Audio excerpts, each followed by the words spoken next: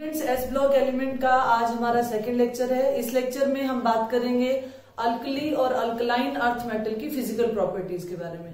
पिछले लेक्चर में हमने कुछ प्रॉपर्टीज अल्कली और अल्कलाइन अर्थ मेटल के कंपेयर किया था। अगर किसी ने लास्ट वीडियो नहीं देखी है तो यहाँ आई बटन होगा, आप उसे प्रेस करोगे तो आपको उस वीडियो का लिंक प्रोवाइड हो जाएगा। तो अब जो हम लेक्चर करने जा रहे हैं, जो आज का लेक्चर है, बेसिकली ये है फिजिकल प्रॉपर्टीज पे। तो फिजिकल प्रॉपर्टीज में अगर हम कलर की बात करें कि अल्कलाइन और अल्कली मेटल्स के कलर क्या हैं, तो कलर को अगर हम कंपेयर करें तो ये कैसा कलर का होता है, सिल्वरी। जनरली ये कैसे कलर के हैं, सिल्वरी व्हाइट हैं। अगर सॉफ्टनेस और हार्डनेस की बात करें तो ये कैसे मेटल हैं, सॉफ्ट एंड लाइट मेटल्स हैं। ये कैसे हैं, सॉफ्ट एंड लाइट मेटल्स। अब अगर हम कंपेयर करते हैं इसे अल्कलाइन अर्थ मेटल से, अल्कलाइन अर्थ मेटल के कलर और सॉफ्टनेस की बात करें तो ये भी लगभग सिल्वरी व्हाइट कलर के होते हैं, सिल्वरी व्हाइट इन कलर, और क्वाइट सॉफ्ट हैं। They are quite soft but harder than alkali metals. Soft हैं, लेकिन अगर हम कंपेयर कर रहे हैं इसे अल्कली मेटल से तो अल्कली मेटल से क्या है, ये उससे हार्डर है। अब सेकंड अगर हम बात करते हैं डेंसिटी की, तो जो अल्कली मेटल्स होते हैं they have low density, due to larger atomic size. Atomic size को हम कंपेयर कर चुके हैं लास्ट वीडियो में। एटॉमिक साइज, क्योंकि इनका एटॉमिक साइज लार्जर होता है इसीलिए इनकी डेंसिटी क्या होती है, लो होती है। On moving down the group density increases. Density क्या होती है, इंक्रीज होती है। लेकिन यहां हमें एक एक्सेप्शन याद रखनी है, और वो एक्सेप्शन क्या है कि वैसे तो क्या ट्रेंड होना चाहिए, अभी मैं बताती हूं आपको। एक्सेप्शन क्या है कि potassium is lighter than sodium. Potassium कैसा है, लाइटर है, डेंसर होना चाहिए। तो हमारे पास ऑर्डर क्या आ जाता है यहाँ पर, ऑर्डर अगर मैं मेंशन करूं यहाँ पर तो इसका ऑर्डर क्या आएगा, lithium more than potassium, less than sodium. फिर यहां पर हमारे पास क्या आएगा, rubidium, caesium, then francium. Francium radio active element है। तो यहां ऑर्डर में चेंज क्या आया कि पोटेशियम कम डेंसर है एज कंपेरिजन टू सोडियम। ऐसा क्यों होता है, क्योंकि पोटेशियम के केस में जो डोमिनेटिंग फैक्टर है वो एटॉमिक वॉल्यूम कहा जाता है। उसका एटॉमिक वॉल्यूम जो है as comparison to increase in atomic mass ज्यादा होता है। तो हमें पता है डेंसिटी क्या होती है, density is equal to mass पर यूनिट वॉल्यूम। अगर इस केस में, क्योंकि पोटेशियम के केस में वॉल्यूम जो है ज्यादा डोमिनेटिंग इंक्रीज कर रहा है, इसलिए यहां इसका जो डेंसिटी है वो क्या हो जाती है, कम हो जाती है एज कंपेरिजन टू सोडियम। अब बात करते हैं density of alkaline earth metal की। तो अल्कलाइन अर्थ मेटल की डेंसिटी जो है they are denser than alkali earth metals. इनकी डेंसिटी जो है वो अल्कली मेटल से क्या होती है, ज्यादा होती है। क्यों, due to its smaller size. क्योंकि अगर हम कंपेयर कर रहे हैं अल्कली मेटल को अल्कलाइन अर्थ मेटल से, तो इनका जो एटॉमिक साइज है वो उसके कंपैरेटिव क्या होता है, स्मॉल होता है। स्मॉल एटॉमिक साइज है तो इनकी डेंसिटी क्या हो जाती है, ज्यादा, due to its smaller atomic size. तो ये दो फैक्टर हमने यहां कंपेयर किए। थर्ड इसकी प्रॉपर्टी की हम बात करें तो थर्ड प्रॉपर्टी में हम बात करेंगे melting and boiling point. Melting and boiling point of alkali and alkaline earth metal.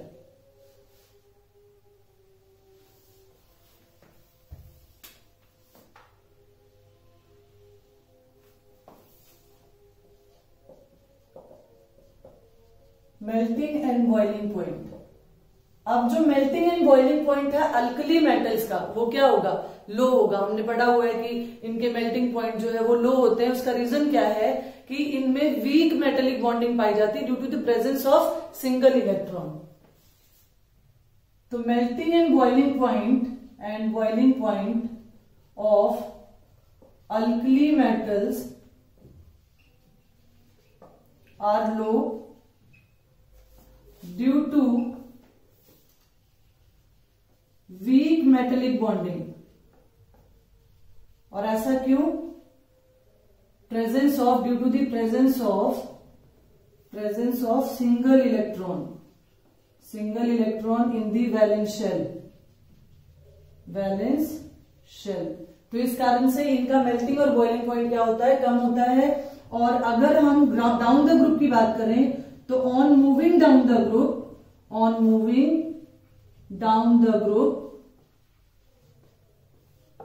Group move करने पर क्या होगा, melting point and boiling point decreases. क्यों? क्योंकि ये जो बॉन्डिंग है ये डाउन द ग्रुप क्या होगी, डिक्रीज करती जाएगी। तो यहां क्या होगा, down the group melting point हो चाहे बॉइलिंग पॉइंट हो, ये क्या कर जाएगा, डिक्रीज कर जाएगा। अब अगर हम बात करते हैं melting point and boiling point of alkaline earth metal की, alkaline earth metal is more than और हायर देन अल्कली मेटल्स। क्यों होगा? क्योंकि एटॉमिक साइज क्या है इनका, स्मॉलर है and 2 electrons are present here. तो और वो जो इलेक्ट्रॉन्स है they are firmly attached to the nucleus. तो यहां पर क्या होगा, इनका जो मेल्टिंग और बॉइलिंग पॉइंट है इनके कंपैरिजन क्या होगा, ज्यादा होगा। और डाउन द ग्रुप की अगर हम बात करते हैं तो यहां there is no regular trend कि रेगुलरली घट रहा है या रेगुलरली बढ़ रहा है, ऐसा कोई रेगुलर ट्रेंड यहां पर नहीं देखने को मिलता है। तो नेक्स्ट अगर हम पॉइंट की बात करते हैं, नेक्स्ट डिफरेंस की बात करते हैं, तो वो हमारे पास आता है फ्लेम कलरेशन। बहुत इंपॉर्टेंट पॉइंट है ये। फ्लेम कलरेशन क्या है? जब इन मेटल्स को या इनके सॉल्ट्स को फ्लेम पे एक्सपोज किया जाता है तो ये क्या करते हैं, एक पर्टिकुलर कलर शो करते हैं और उसे हम बोलते हैं फ्लेम कलरेशन। तो हमारा फोर्थ पॉइंट ऑफ डिफरेंस है flame colouration.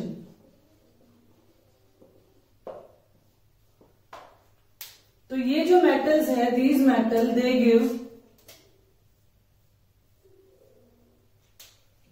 these metals impart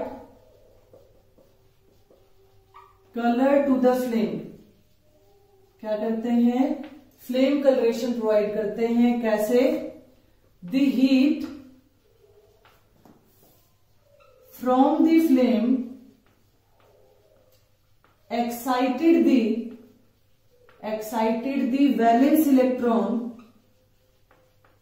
to higher energy level। क्या होता है, जब इन मेटल्स को फ्लेम के ऊपर लेके जाया जाता है तो जो फ्लेम से जो हीट एब्जॉर्ब किया है उसने, उससे क्या होगा, वो उसके वैलेंस इलेक्ट्रॉन को एक्साइट कर देगा टू हायर एनर्जी लेवल। और हायर एनर्जी लेवल में क्योंकि वो अनस्टेबल है तो ये क्या करेगा, this electron will jump.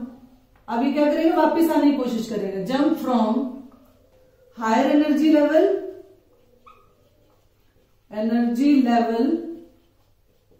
To ground state. और ऐसा करते हुए हायर एनर्जी लेवल पर एनर्जी थी ज्यादा और लोअर एनर्जी लेवल पर क्या होगा, एनर्जी है कम, then it will emit radiation. और ये क्या करेगा, रेडिएशन एमिट करेगा एंड प्रोवाइड फ्लेम कलरेशन। और क्या करेगा, ये फ्लेम कलरेशन प्रोवाइड करेगा, एक पर्टिकुलर फ्लेम प्रोवाइड करेगा। अभी मैं बताती हूँ कौन सा मेटल किस तरह का कलर देता है। ये कलर आपको याद रखने हैं। प्रोसेस आपको समझ में आ गई होगी कि जब हम इन्हें फ्लेम पर लेके जाते हैं तो क्या होता है कि जो फ्लेम से जो हीट एब्जॉर्ब हुई है वो वैलेंस इलेक्ट्रॉन को एक्साइट करके हायर एनर्जी लेवल में ले जाएगा। जब इलेक्ट्रॉन वहां से जंप करेगा टू ग्राउंड स्टेट तो रेडिएशन एमिट करेगा और हमें एक पर्टिकुलर कलर शो करेगा। यहां बात हो रही है फ्लेम कलरेशन की, मेटल के कलर की बात नहीं हो रही, क्योंकि हमने स्टार्टिंग में ही बता दिया था कि ये मेटल कैसे होते हैं, सिल्वरी व्हाइट कलर के होते हैं लगभग। तो यहां लिथियम की हम बात करें, लिथियम है, potassium, sodium, rubidium, caesium, francium, तो रेडियो एक्टिव इन नेचर है, बहुत शॉर्ट लाइफ पीरियड होता है उसका। लिथियम क्रिम्सन रेड कलर की फ्लेम देता है, फ्लेम कलरेशन की बात हो रही है, क्रिम्सन रेड कलर देता है। सोडियम जो है गोल्डन येलो या येलो लिखा आता है हमें एग्जाम में। पोटेशियम जो है वो वायलेट कलर देता है। रुबिडियम जो है रेडिश वायलेट कलर प्रोवाइड करता है। और सीजियम जो है, सीजियम हमें ब्लू कलरेशन देता है। ये कलर कौन से हैं? ये कलर हैं जब फ्लेम के ऊपर इन्हें लेके जाया जाता है, ये चाइन के सॉल्ट्स। और अब बात करते हैं इसी पॉइंट की अल्कलाइन अर्थ मेटल में। तो alkaline earth metal they also impart flame colouration. अभी हम समझ चुके हैं फ्लेम कलरेशन क्या होता है, तो यहां पर एक्सप्लेन करने की जरूरत नहीं है। अब अगर हम बात करते हैं जैसे कैल्शियम है, जैसे स्ट्रोंशियम है, जैसे बेरियम है, radium again is radio active in nature with short life period. तो कैल्शियम जो है ये कैसा कलर देता है? ब्रिक रेड कलर देता है, ब्रिक रेड, बिल्कुल ईंट जैसा कलर होता है। क्रिम्सन भी हमारे पास कैसा कलर है? ये भी रेड कलर में ही आता है, ऑरेंजिश रेड कलर हो गया ये। और बेरियम जो है ये ग्रीन कलरेशन प्रोवाइड करता है। अब यहां एक चीज ध्यान देने वाली है कि मैंने कौन कौन से बताया, मैंने कहा कैल्शियम ब्रिक रेड कलर देता है, स्ट्रोंशियम क्रिम्सन कलर देता है, बेरियम ग्रीन कलर देता है। लेकिन मैंने यहां पर बात नहीं की किसकी? मैंने बात नहीं की बेरिलियम की और मैग्नीशियम की। क्यों? क्योंकि ये दोनों ही they do not impart flame colouration.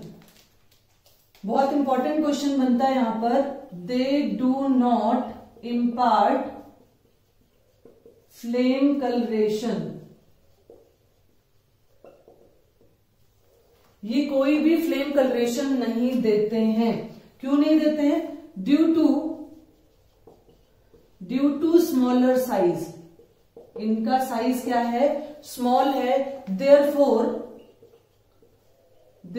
The electrons are, जो वैलेंस इलेक्ट्रॉन्स हैं, electrons are bounded more firmly to get excited. जब फ्लेम इन्हें प्रोवाइड की जाती है उससे जो हीट मिलती है, क्योंकि इनका स्मॉल साइज है इसलिए क्या होगा, जो इलेक्ट्रॉन्स है दे आर टाइटली बॉन्डेड, इसलिए उस फ्लेम की एनर्जी से ये एक्साइट नहीं हो पाते टू हायर एनर्जी लेवल, इसलिए ये कोई पर्टिकुलर फ्लेम कलरेशन प्रोवाइड नहीं करते। ये बात हमें ध्यान रखनी है। ये एक्सेप्शन है कि अल्कलाइन अर्थ मेटल में कौन से मेटल हैं, बेरिलियम है, मैग्नीशियम है, दे do not impart flame colouration. क्यों नहीं करते? क्यों का भी मैंने आपको आंसर दे दिया। क्यों नहीं करते ये? क्योंकि इनका स्मॉलर साइज होता है और that energy is not sufficient to excite the electron to higher energy level. अब ये these metal they can be, these metal, ये जो मेटल हैं जो फ्लेम कलरेशन प्रोवाइड कर रहे हैं, these metals can be detected by there flame colouration, flame colour. इनको कैसे डिटेक्ट किया जा सकता है? फ्लेम कलर से डिटेक्ट किया जा सकता है, जिसे हम क्या बोलते हैं? Flame photometry, by the process of flame photometry. इस प्रोसेस से हम इसको डिटेक्ट कर सकते हैं। इसी तरीके से इन्हें भी डिटेक्ट कर सकते हैं। बेरिलियम और मैग्नीशियम जो है वो पर्टिकुलर फ्लेम कलरेशन नहीं देते due to their smaller size. अब नेक्स्ट हम बात करते हैं, ये भी बहुत इंपॉर्टेंट पॉइंट है, लास्ट पॉइंट की बात करने जा रहे हैं हम फिजिकल प्रॉपर्टी की। When these metals, when alkali metals, हम बात कर रहे हैं अल्कली मेटल्स की, व्हेन अल्कली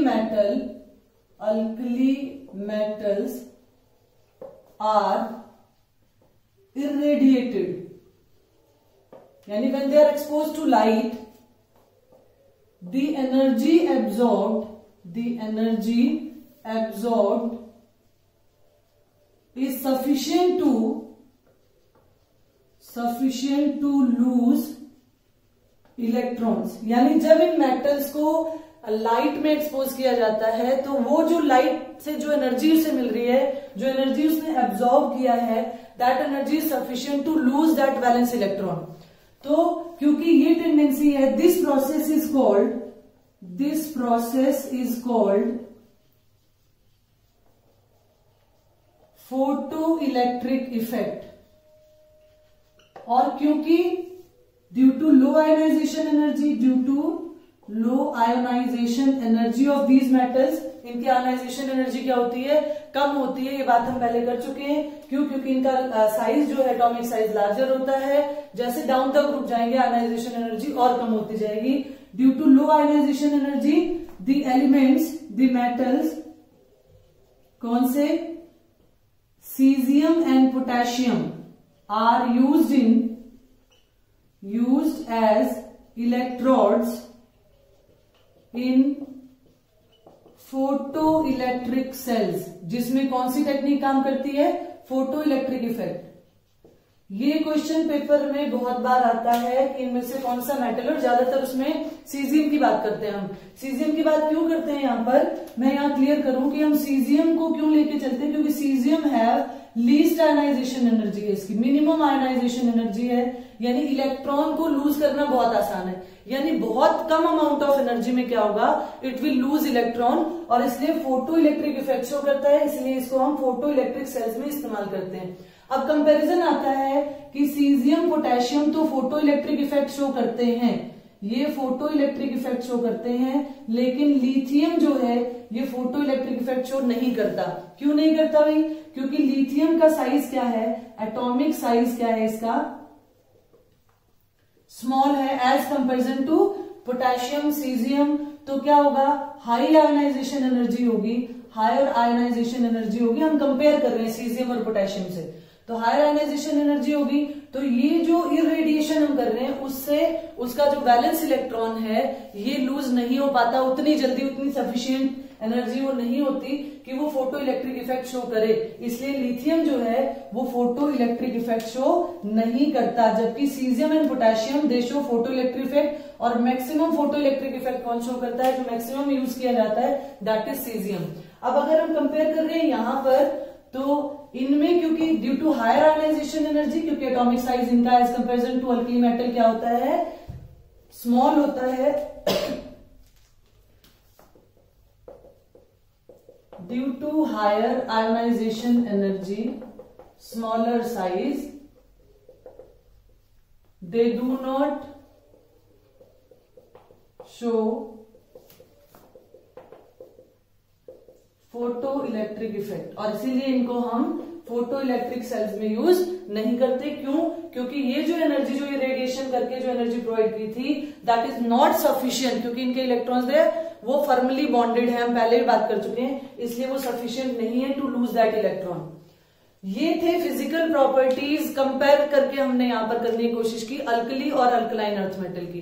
नेक्स्ट वीडियो में हम बात करेंगे chemical properties of alkali and alkaline earth metal. इसी तरीके से कंपैरिजन की फॉर्म में ही आपको करवाऊंगी, क्योंकि इसे जब आप कंपैरिजन में किसी चीज को याद करते हो तो वो लॉन्ग टाइम तक याद रहती है। इस वीडियो में इतना ही। Thank you, have a nice day.